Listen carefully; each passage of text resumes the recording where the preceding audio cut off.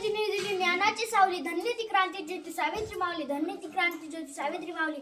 सन्मान्य व्यासपीठावरील मान्यवर वंदनीय गुरुजन वर्ग आणि माझ्या इथं जन्मलेले मित्रमैत्रिणींनो, आज मी आपल्यासमोर सावित्रीबाई फुले या भारतातील पहिल्या महिला शिक्षिका, विद्येची जननी सावित्रीबाई फुले यांची यशोगाथा सांगण्यास उभी आहे. सावित्रीबाई फुले यांचा जन्म 3 जानेवारी 1831 रोजी सातारा जिल्ह्यातील नायगाव येथे झाला. त्यांच्या आईचे नाव लक्ष्मीबाई व वडिलांचे नाव खंडोजी नेवसे पाटील असे होते. वयाच्या 9व्या वर्षी त्यांचा विवाह थोर समाजसुधारक ज्योतिबा फुले यांच्याशी झाला. त्या काळी स्त्रियांनी शिक्षण घेणे महापाप मानले जाई. अशा परिस्थितीतही ज्योतिबांनी सावित्रीबाईंना लिहायला वाचायला शिकवले.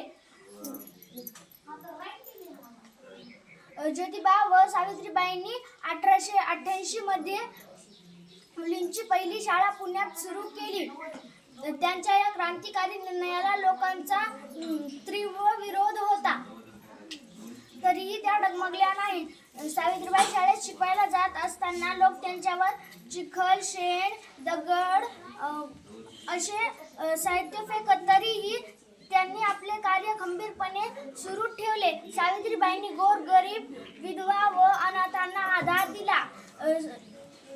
बालविवाह, सती, केशवपणे अशा अनेक कार्यांना तीव्र विरोध केला,